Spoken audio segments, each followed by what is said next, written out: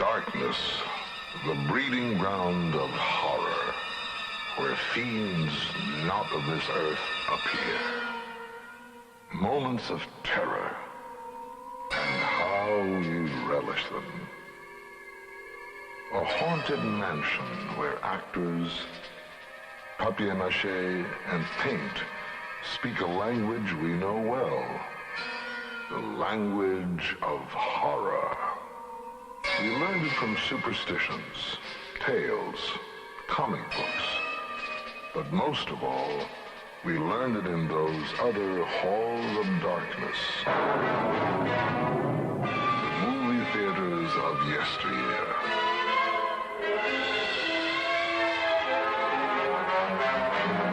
Desperate heroes, beautiful heroines, villains, monsters. Always they were there to provide us with our beloved moments of terror.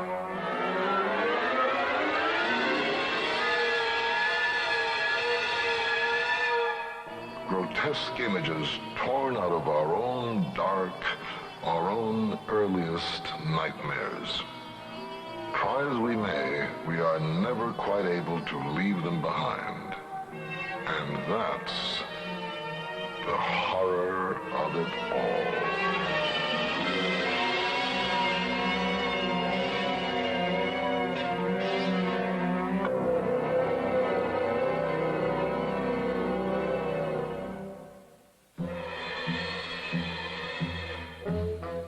It seems we are forever drawn toward what we fear.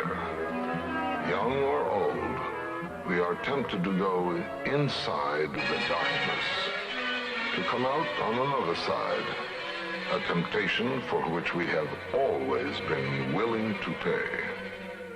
We grow up with a certain hunger, not only for the bright things in life, but for things that are fearful and terrifying. The filmmaker puts something on the screen, and each individual member of the audience adds something unto themselves to complete the process. You know, if you wonder why the continual preoccupation with horror in motion pictures, there's a reason. People love to be scared. The great horror movies of bygone days are like extensions of nightmares, past and present. A secret word in the 1920 film, The Golem, gives magic power to a sage.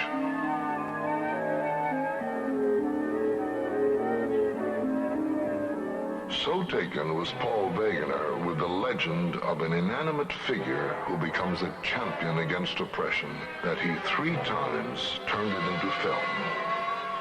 Wegener's own impressive size enabled him to play the giant clay statue brought to life. The Golem set a pattern, defying the laws of God and man, even with good intentions, inevitably led to disaster. We learned, too, that beautiful women would never be safe with monsters. Also, in horror films, leading men are invariably ineffectual against monsters. In The Cabinet of Dr. Caligari, also produced in Germany in 1920, horror took on a uniquely subjective cast. A sinister figure, Caligari reveals his strange powers over a sleepwalker.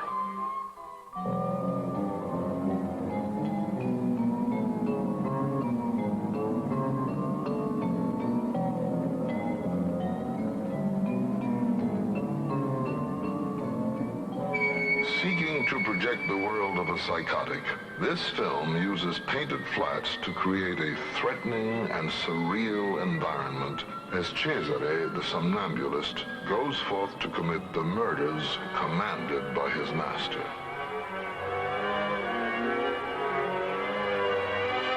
This scene was so unsettling that it helped make The Cabinet of Dr. Caligari one of the most discussed films of the 20s.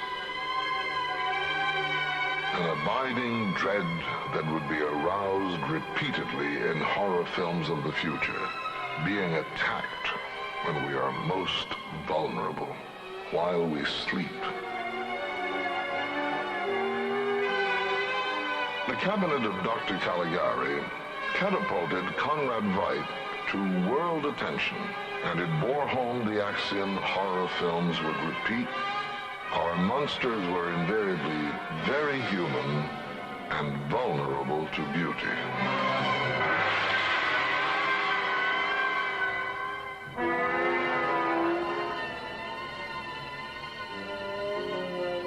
One of horror's most reliable staples, guaranteed to produce dread in any audience, the story of the vampire.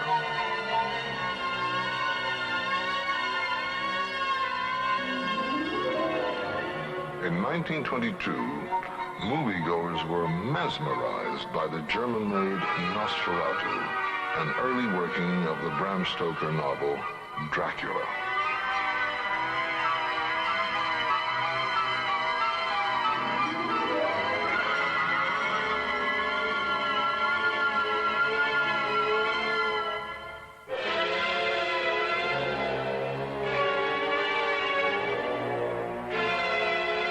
This was no simple creature made from clay, no sleeping figure locked in a trance.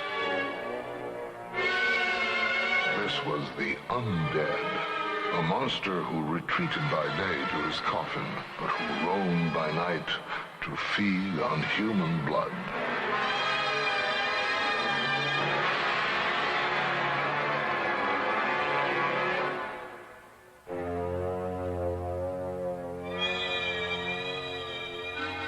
In director Fritz Lang's Metropolis, a fantasy and horror film also from Germany, the heroine is trapped in the very world of the dead, the dark catacombs of a city in a far distant future.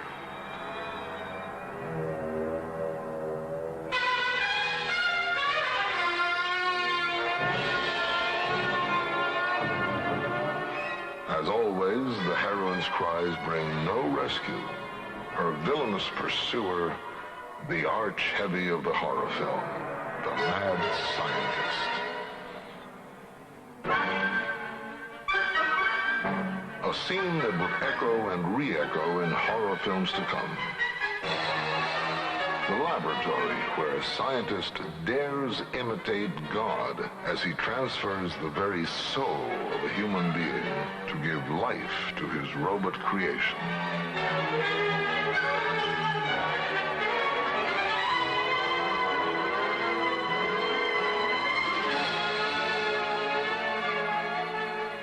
European horror films emphasize the supernatural.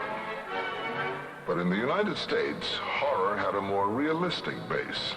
In 1920, a prohibition-conscious audience readily accepted that in Dr. Jekyll and Mr. Hyde, even a single drink could lead to terrible consequences. John Barrymore's performance made that possibility chillingly believable.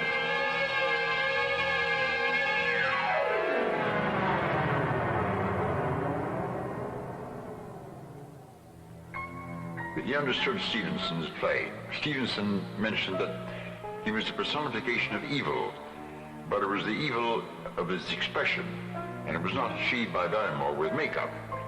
You know, the leading men are not remembered by the public. It's the heavies that are remembered, because they're the characters in plays and in motion pictures who are the active ones. The leading men are acted upon, but the heavies, the villains, are the ones who do things. That's why the great actors of, ever since Betterton, have preferred to play the heavies. Lou Tellegen was a leading man to Sarah Bernhardt for many years. He came to the States, and I got to know him because we were both sculptors. He was an extremely handsome man with a magnificent physique, walked like a panther, had a cold gray eye that you could see a mile away. And he once said to me, "I love my men of sin." Lon Chaney, one of the great actors of silent films, gave his men of sin 1,000 faces, each more fear-inspiring than the next. Chaney's pride was that he not only performed his own stunts, he also created and applied his often spectacular makeup. One of his greatest films, made in 1925, The Phantom of the Opera. The important element is that much of it takes place in the semi-darkness of catacombs. In a way, the Paris Opera House is a symbol of the unconscious mind in which dwells monstrous desire, and this struck a resonant chord in many of the masculine members of the audience. Chaney's performance, because he spent much of the time wearing a mask, was a matter of ballet. He was a master, a consummate master of pantomime. Phantom of the Opera didn't have any overt supernatural implications, but we had a man who slept in a coffin, who lived in catacombs 5 levels below the Paris Opera House, and who masked himself to disguise a hideous face. And in a way, he pressed the buttons of an audience that at that time was very unaware of the sexual symbolism involved, but it registered nonetheless, because in effect the character of Chaney as portrayed in The Phantom of the Opera was that of a man who is ashamed or afraid of his own sexuality, who conceals his monstrous desire, as it was termed in those days, under a mask. When it is revealed, the heroine recoils in fright from a kindly, gentle man who is now revealed as a hideous being. The unique quality of the silent film in America was that it did not deal with supernatural topics per se. Actually, evil was personified by the ugly and the deformed, as in the case of Lon Chaney and the other actors, and it took place usually in an atmosphere of darkness. We knew, of course, that handsome people were almost invariably good, and that deformed, elderly, unfortunate people were bad. This we had learned in our fairy tales as children. Now we were seeing those fairy tales in darkness up there on the screen, without benefit of Freudian psychology, without benefit of special effects. The important thing is we believed what we saw, and it frightened the living blazes out of us. A 1927 American film that did frighten the blazes out of audiences, The Cat and the Canary. The dark, haunted mansion where terror could lurk in every corner became part of the growing language of horror.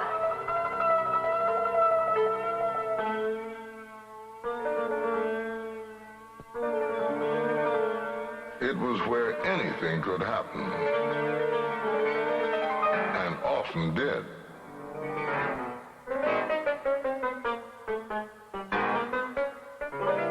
Again, the leading man proved undependable. But at least in this film, he provided comic relief. A classic moment of horror and the source of countless nightmares.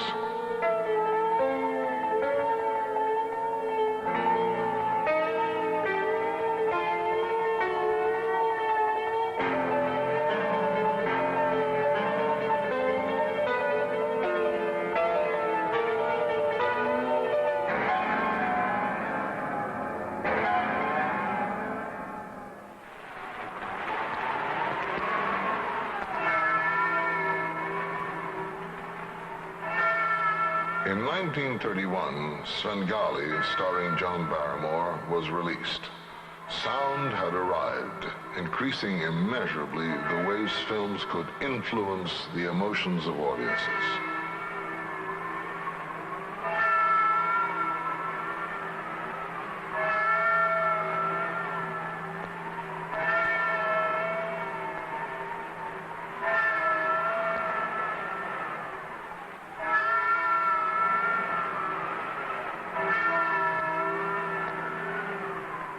Svengali's true impact came from the unsettling demonstration of mind control from afar.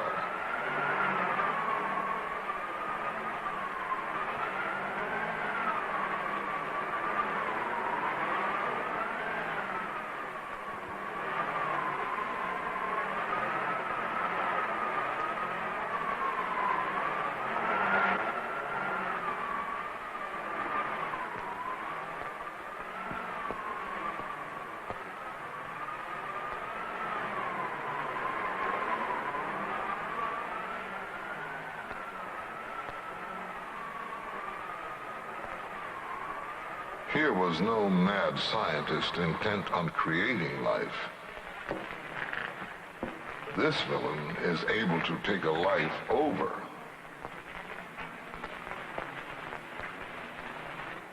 Gentlemen, it might be as well to remember there are more things in heaven and earth than are dreamt of in your philosophy.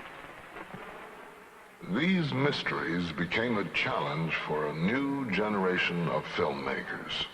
Mr. Zucker, the head of Paramount, called me up and asked me if I would like to do a film of the famous Stevenson story, Dr. Jekyll and Mr. Hyde.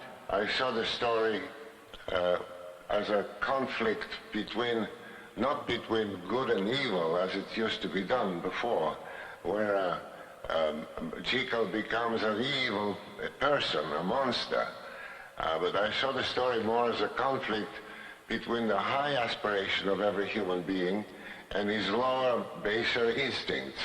And the whole idea was to have a young man, very handsome, whose whole intention is to free himself from all the evil impulses, all the animal impulses, really, not evil, animal. And the idea with Frederick March was that when he becomes Hyde, he does not become a monster, but he becomes our common ancestor, the Neanderthal man. And Frederick March gave a beautiful performance and wound up by winning the Academy Award.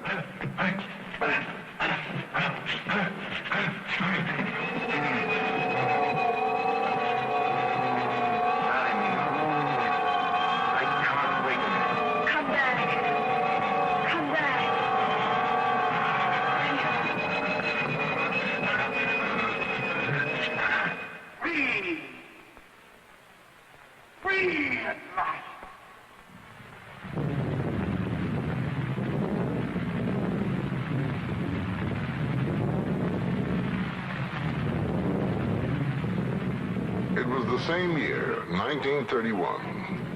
One of the films designed to meet a public appetite for movies that scared was The Bat Whispers. There was the reliable old mansion at night. This time the menace casting shadows, a bat in human form, shades of terror to come. Outside, the reliable thunderstorm.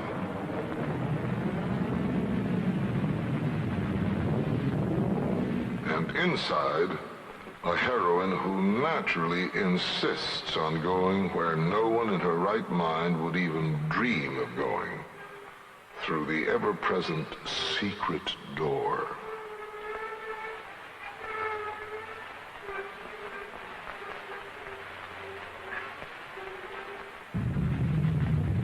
One essential sound of the horror film, the scream of the terrorized heroine, was yet to be heard.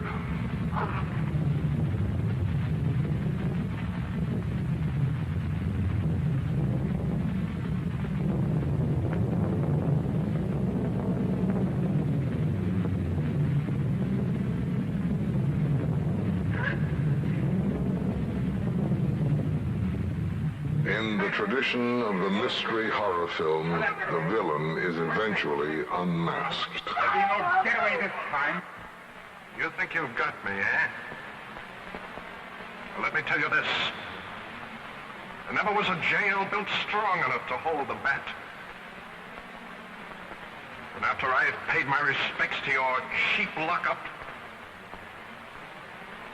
I shall return at night. The bat always flies at night. And always in a straight line. The Bat, enacted by Chester Morris, never did manage to return. But in the same year, another kind of bat descended on the movie-going public with the release of Dracula. Bats, wolves, and vampires became honorary members in horrordom's Hall of Fame, as did Dracula's star, Bela Lugosi. After this one production, the supernatural would become an enduring element of the American horror film. Also in 1931, another movie was destined to become a classic, creating a new horror star, Boris Karloff. The film was Frankenstein, based on the early 19th century novel by Mary Shelley. Yet again, a scientist dares attempt to create a life. The result? A monster who would eventually turn on his creator. Never before, and perhaps never again, would the elements for producing terror in an audience seem so perfectly fused. It's very interesting to compare these two films that were made almost at the same time in the early 30s, in that they both dealt with the theme of death. Dracula with an undead creature brought back to life, living off of the blood of the living, and the Frankenstein monster, a creature made from parts of dead bodies, and perhaps doubly terrifying for that reason. When I was much younger, I knew the late James Whale, and he told me a fascinating anecdote about the first sneak preview of Frankenstein, which was held in Santa Barbara. While he was sleeping in the middle of the night, he was awakened with a phone call, and a voice came on the line saying, "Are you the director of that film that was previewed tonight?" And he said, "Yes." And the voice said, "Well, I can't sleep, and I'll be damned if I'll let you sleep." And James found this story to be very amusing.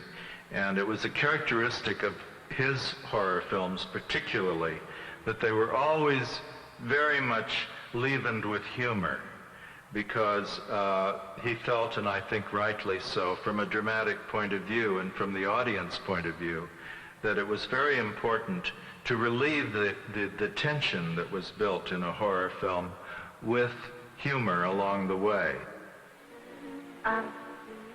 There was humor in White Zombie, a blend of horror and gothic romance made in 1932.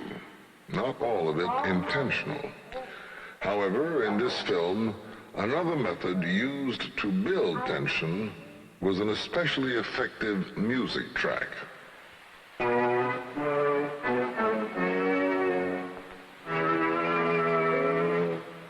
is it? I see death.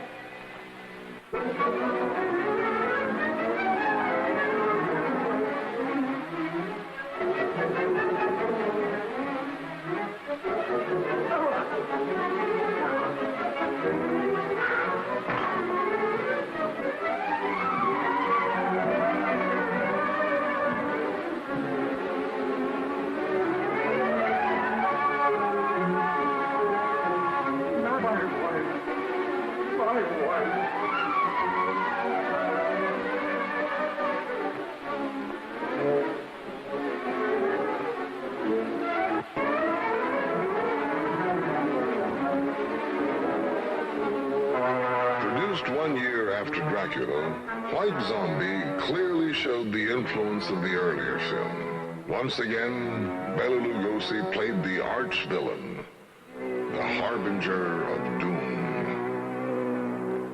Who are you?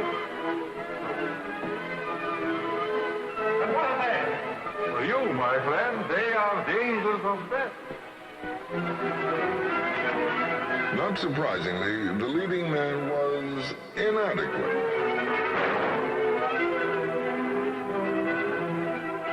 The heroine, helpless. It was 1932, and James Whale had just finished Frankenstein, which was an enormous success, with Boris Karloff, who was the star of The Old Dark House 2. We had Charles Laughton in his first American film. We had Raymond Massey. We had Melvyn Douglas. And I was very impressed. Boris was as charming and gentle a person off-screen as he was horrendous and threatening on-screen. There was a great deal of thunder going and lightning and rain coming in and cobwebs and doors creaking. As a leading lady, it was my job to be very, very frightened. So Mr. Whale put me into a pale silk velvet bias-cut evening dress, very décolleté, and I asked him why, and he said, because when Boris is chasing you through the corridors, I want you to be like a flame going through the house and be very threatened, and that was my role, to be very threatened, very frightened, and to scream a lot. You know, actually, I think that putting me in pale pink silk velvet added to the feeling of fragility and helplessness that actresses needed in horror films, because if the beautiful young actress or lady is not threatened, there's no horror. The horror film playing at the neighborhood movie house became like a visit of dearly valued old friends.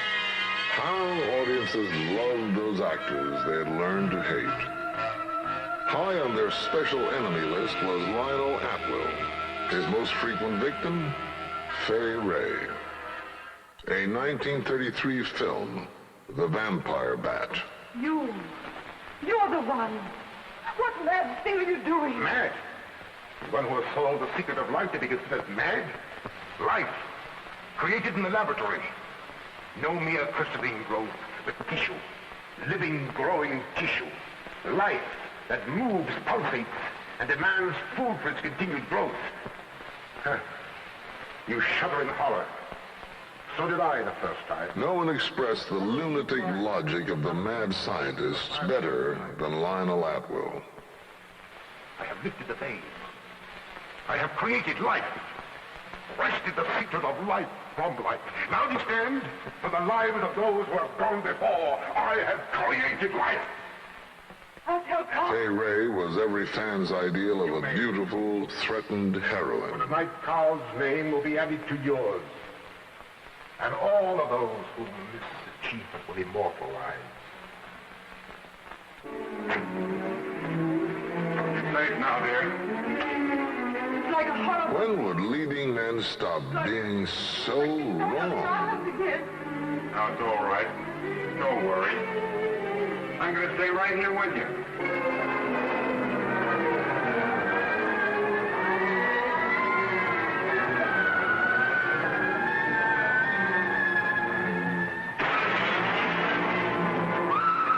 Surely Fay Wray never had better reason to utter her famous scream than in the classic horror film of 1933, King Kong.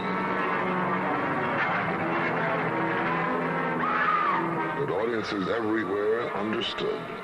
Love was what the monster gorilla really felt for the beauteous Fay.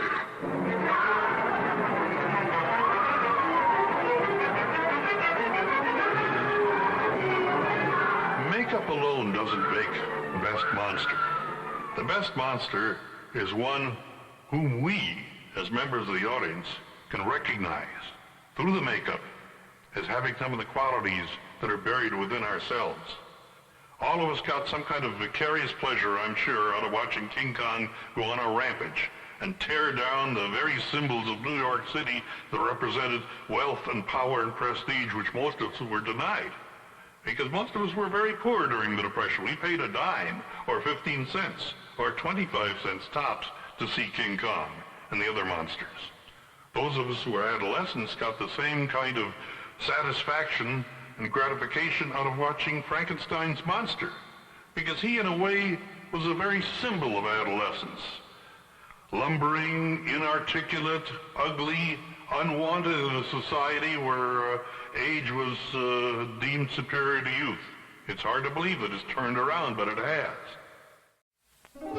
By the end of the 30s, the old monsters were beginning to lose their impact. We now found humor in the master of horror himself, Bela Lugosi. We knew the truth even if the Ritz brothers didn't. The gorilla had a zipper down his back. Other films followed. Fay revealed that the old sinister characters and situations had been made laughable by the real horror of a very real war.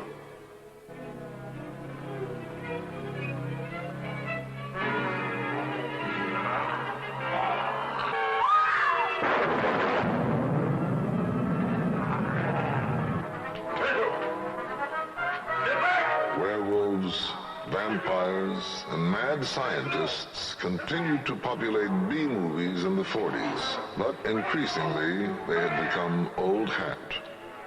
I worked in the new. I was almost insane with joy. To attract additional and more sophisticated audiences, a new kind of horror film began to appear. It was in 1944 that Bluebeard was released. Searching everywhere. At last I traced her through the doctor I'd called in for. He gave me her address. I went there. Outside her door I heard laughter.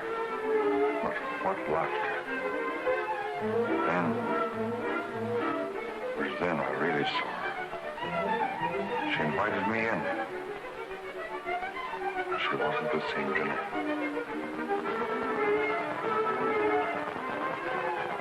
This was the real Jeanette.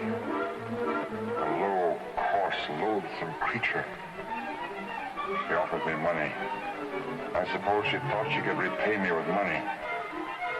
Suddenly the sight of that Jeanette did something to me. Something indescribably infuriating.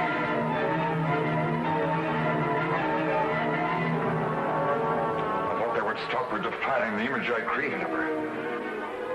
Stop her degrading my work. Bluebeard hangs in my memory not only because I was the star of it, but because it had a depth of characterization, which in that period in Hollywood was not often seen on the screen. Because when they became Jeanette, I could take out my fury on them. I couldn't kill one. In the early days of Hollywood, pictures were in black and white. Black and white in more than one way, not only in the character of the film material, but in the plot lines. Everything was either black or white. There were no grays. The villains were just steeped in villainy, and the heroes were just too good to be true. Hollywood grew, and now we have human characters on the screen that have shades of evil and shades of good. And there are grays. It took a while for Hollywood to learn this. The titles of the films produced by Val Lewton in the early 40s seemed to promise a traditional form of horror.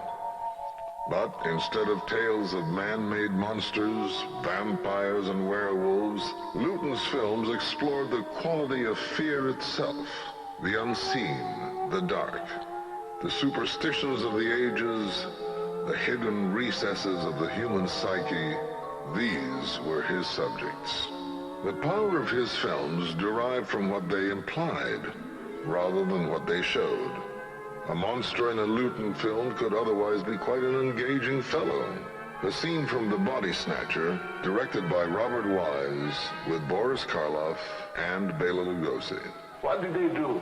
18 people they killed and sold the bodies to Dr. Knox. 10 pounds for a large, 8 for a small. That's good business, Joseph. Where did they get the people? That was Hare's End. Oh, you should have seen him on the streets.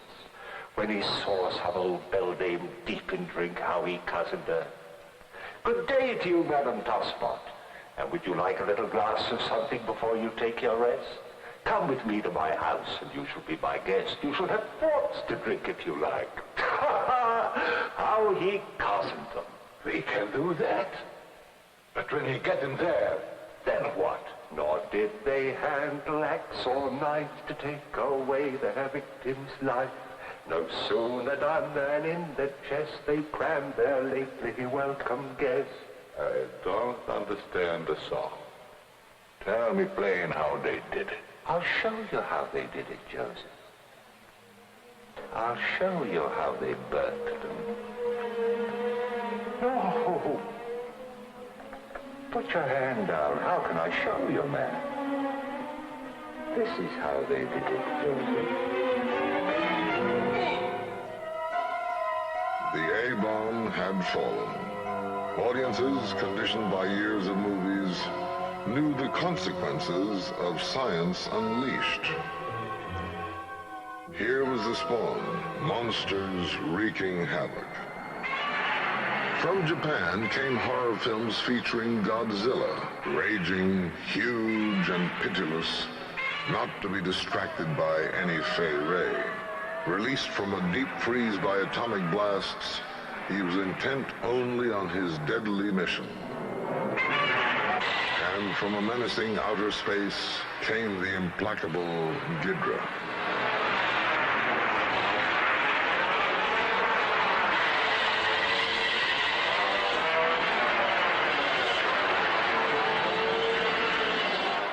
The 50s were a time of suspicion. As one movie solemnly warned, watch the skies. There were enemies out there. There were enemies everywhere. Mutants resulting from nuclear radiation, out to kill. Weird monsters from other planets, out to destroy. Horror and science fiction merged in films that reflected the daily headlines warning of conspiracies within and imminent attack from without. But monsters were not always easily recognized.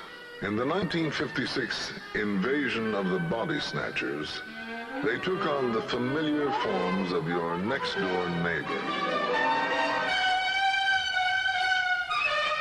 At the same time, the monsters in some horror films were becoming more personally connected with an important new audience. One of the first and most successful of these films, I Was a Teenage Werewolf, starring Michael Landon in his first feature film.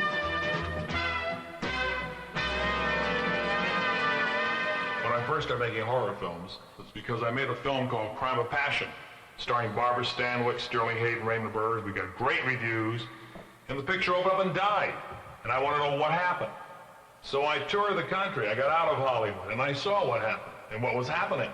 And that was the teenagers that were buying the records. It was the teenagers that were leaving the house, getting away from that TV box in the living room. The teenagers wanted to get away from the home. They wanted to get away from their parents. And they went to the cinema, they went to the theater, and they had fun with the horror picture because in my horror films, whether it was I Was a Teenage Werewolf, I Was a Teenage Frankenstein, Blood of Dracula, the teenager they were always against the culprit that was the adult. And that's what the kids felt. And that's why they really had a good time. And they had fun with my pictures. The lines of demarcation were gradually being drawn between those who wanted their horror straight and those who preferred it to be suggested.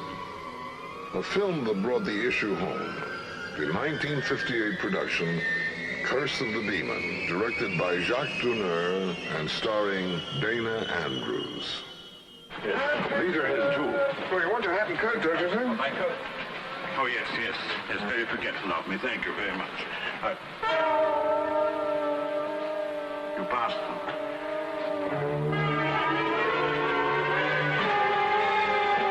You slipped them in my pocket.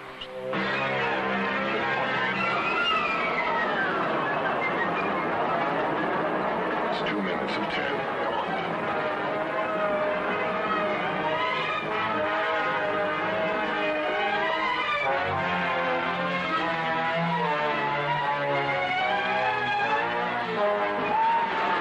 We had completed the picture over in England and had returned quite satisfied with the work we had done.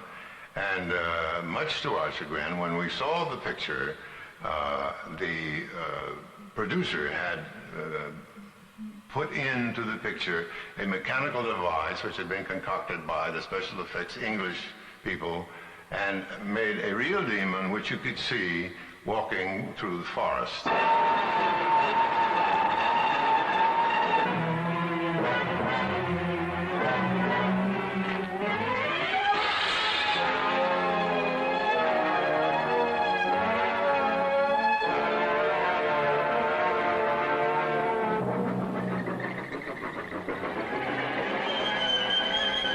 Which was a tremendous shock to all of us because the Oliver Onion's story had ended with the remark, maybe it would be better not to know.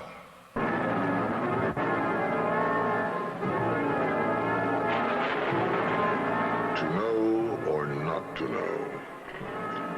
In the 1960 Italian production distributed in the United States under the title Black Sunday, the director left no doubt. Horror was to be known. It was to be seen. Very graphic and up close.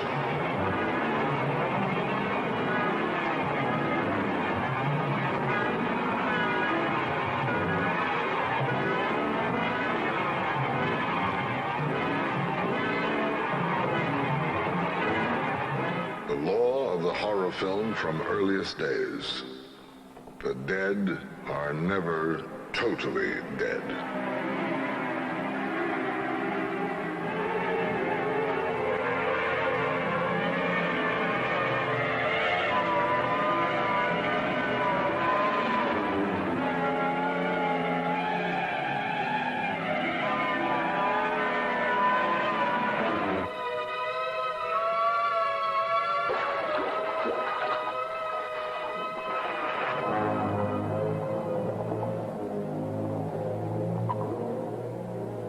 But horror also came from the living.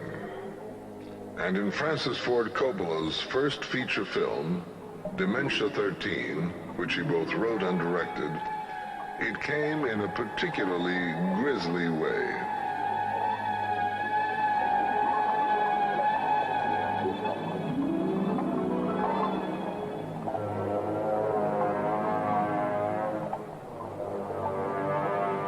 An important change had come to horror films. Not all beautiful women were to be saved from love-smitten monsters. Instead, they became the quarry, the hunted, victims of a fate that was all too true to life. Death at the hand of a psychotic killer.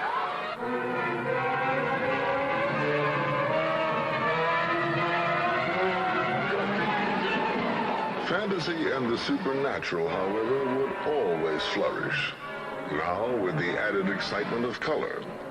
It came first from Hammer Films of England, Horror of Dracula, with England's great stars of horror, Christopher Lee and Peter Cushing.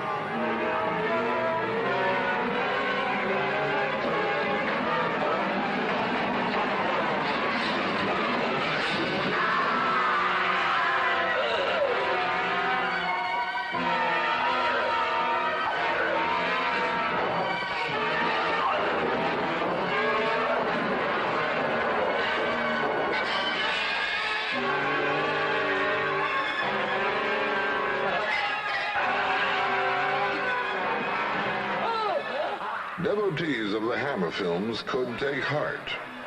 Dracula and Christopher Lee would always find a way to return.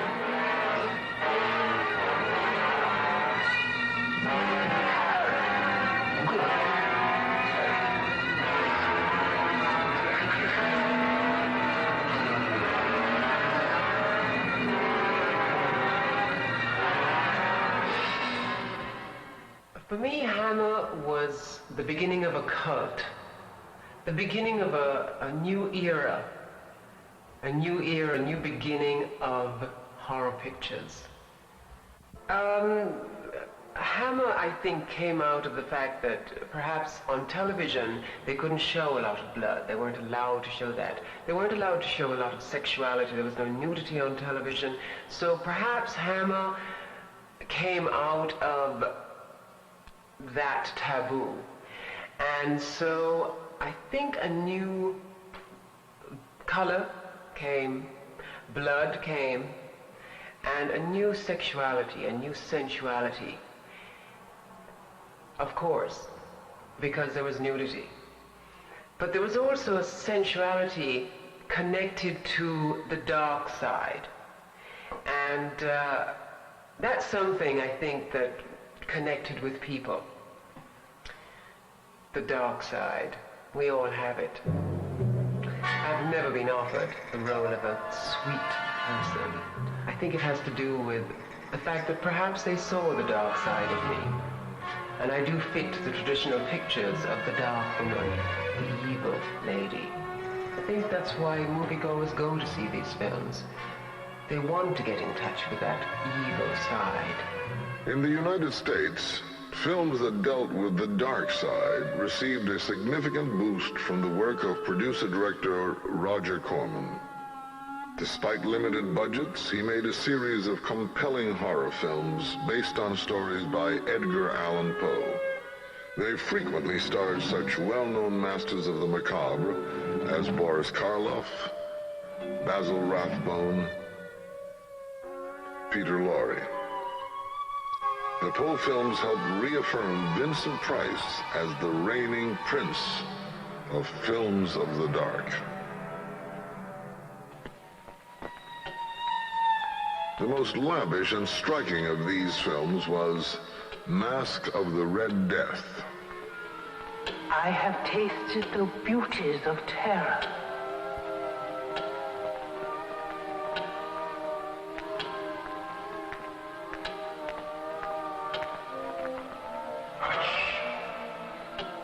Listen. The passing of time. The beating of the heart. The footstep of an assassin. Destiny.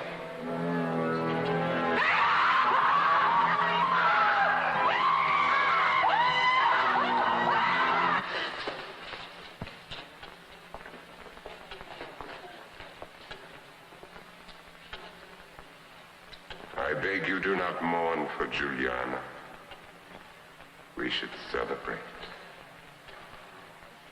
She has just married a friend of mine. Let the mass begin! You might hold a little bit longer on the shot of his going under the table and then trim a little bit of the beginning of this shot here. I'd like to hold. Horror stories have been popular throughout all of history. I think there's a reason for that. The experiencing of horror through a motion picture or a story is a cathartic experience. It's a way in which the person can work out and express certain problems within his unconscious mind. We all have had feelings of horror as a child. These feelings have generally been buried. They lay repressed or suppressed in the back of the mind. And when you go to see a horror film and you scream with the audience, you are easing some of the pressure.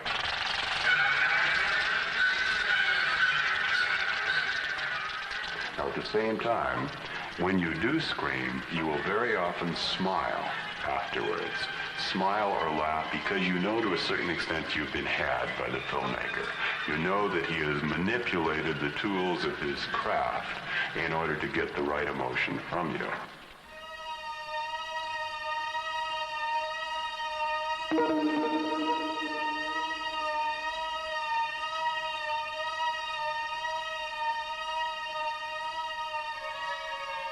These are some of the new techniques we're working with here at New World.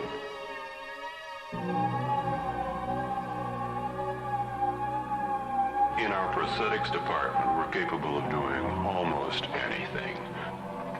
I'm not an android. This guy's got a close-up tomorrow, so... John Beekler is one of the best men in the business, I think. He's the head of our department, and he's created the special effects, the prosthetics, for a number of our films. Push it over, back to the left a little bit. In each one of these things, what he's trying to do is to give the audience something to build upon from within themselves. The brace is slipping.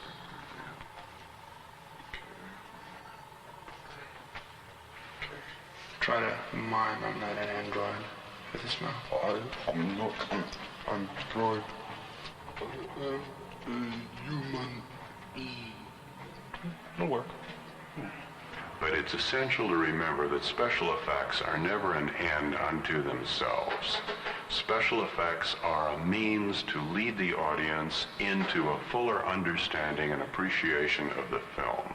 The goal is not to dazzle the audience with the special effects, although it's nice if you can do that. The goal is to reach the unconscious of the audience and to let them experience, through special effects, emotions and visual sensations on film that cannot be achieved in any other way. When I was doing the Poe films years ago, we had to leave much to the audience's imagination, and I don't think that was necessarily bad. The audience should participate in the film-going process.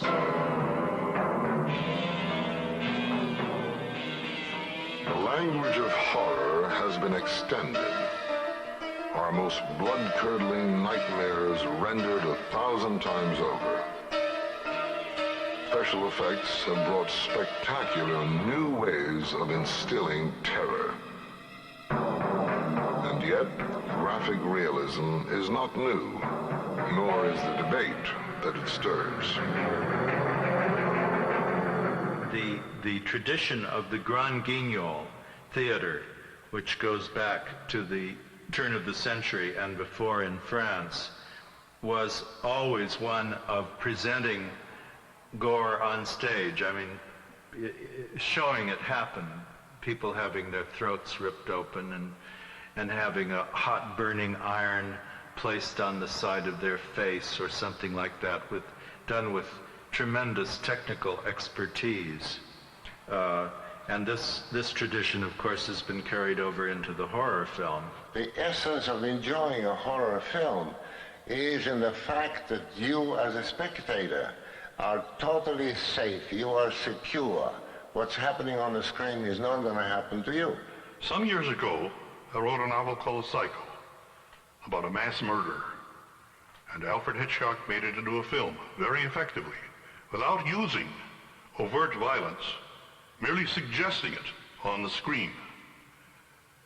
But times have certainly changed. In the last 20 years, we have nothing but explicit violence in the so-called spatter films today. The real horror today is not horror films, which are a lot of fun. Teenagers and adults love them because we never get rid of our fears of the dark and fears of the night. The real horror is on the streets today, in every city, in every town. It's on our television news. If you see a body lying in the street and you've seen it on film as a child and as a young person and as a young adult and as a mature person, it's not a great shock, and it should be. In recent times, that I think that it has become so excessive, and then it becomes a kind of pornography of blood for its own sake, and of course that does become distasteful. It's necessary to call the halt somewhere along the line, I feel, and return to the prime virtues of the horror film, the wonder and the fantasy and terror that it evokes. You can hand somebody a glass of milk, and if the music is right and the setting is right, the audience would jump and scream in the theater. The very fact that you don't know is what makes it fearful and makes it mystifying and shocking and can scare the devil out of you. Our enjoyment of terror derives mainly from movies. But like children at Halloween, we are forever tempted to get up close, to be surrounded by what we most fear. Fear? Why do people come in here to get scared? What do you do that's going to bring out that fear in the person? What you want to do is you want to put yourselves in the position of what scene you're doing. You are Lizzie Borden. You killed your mother, Jack the Ripper. He killed all these women. Whether you're the Wolfman, whether you're Dracula, whether you're a butcher, or to scare, to be scared. We are able to take either role, for we have all at one time or another had to deal with our own dark. I was orphaned when I was 3 years old. My father died, and I was sent to an Episcopal orphanage in Peekskill, New York, run by the Episcopal Sisters of St. Mary. They were very sensible women.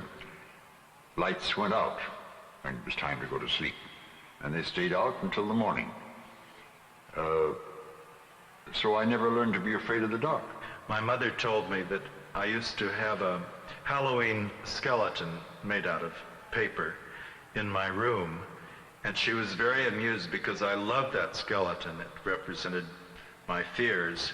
But she said that every night before I went to sleep, I would take that and put it outside my room and close the door so that I didn't have to have it with me in the dark. I remember Mama saying every night, "Good night, children." My brother and I shared the same bedroom. "Good night, children. I'll leave the light on in the hall." And I must have equated that with dark not being good for me.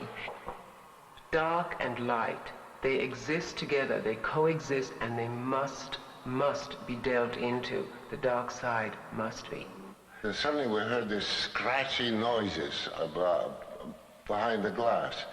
My grandmother went and opened the curtain, and there, pressed against the glass, was this frightening face of this young woman with her nose flattened against the glass, her teeth scowling, and her nails going like this on the glass. Well, we're absolutely petrified with fear. I'll never forget how frightening that was. So my grandmother said, "Don't be afraid." And she opened the door, and I could see her as if it happened yesterday. She stood there, and she made this gesture to the girl, opened her embrace. And the girl, the insane girl, came right up to her, and she embraced her. The girl put her head against my grandmother's shoulder. You see, she said, "You must learn one thing, and that is that if you fill your heart with love, there'll be no room left in it for fear." Through the years, the attitude of fans of the old classic horror films has been one of love. What you see now on the walls is an approximation of my devotion to the horror films of the 30s. These particular frames always remind me of the old theaters where people could go in and lose themselves into another world where people can live for 500 years on human blood, where fantasy reigns supreme.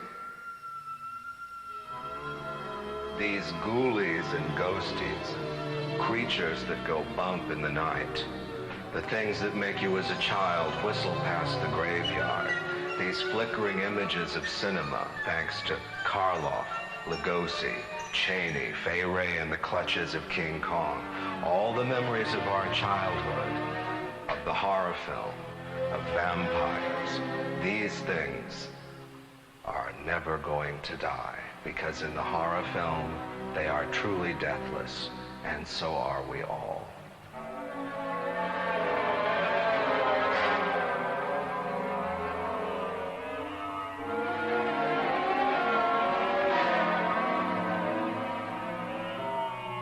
We have all passed this way before, shivered at these gargoyles and phantoms honed out of our common fears. And yet we go on in a perverse delight to confront what may lie ahead in the dark.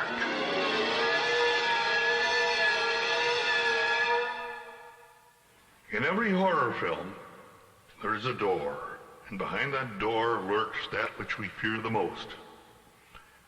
That which we fear in real life, something that lurks behind the closed door in our own mind. It's often the fear of death, the fear of pain. And yet that door must be opened. We must face, we must confront our own mortality, our own feeling of inadequacy. And in the best horror films, that door is opened for us.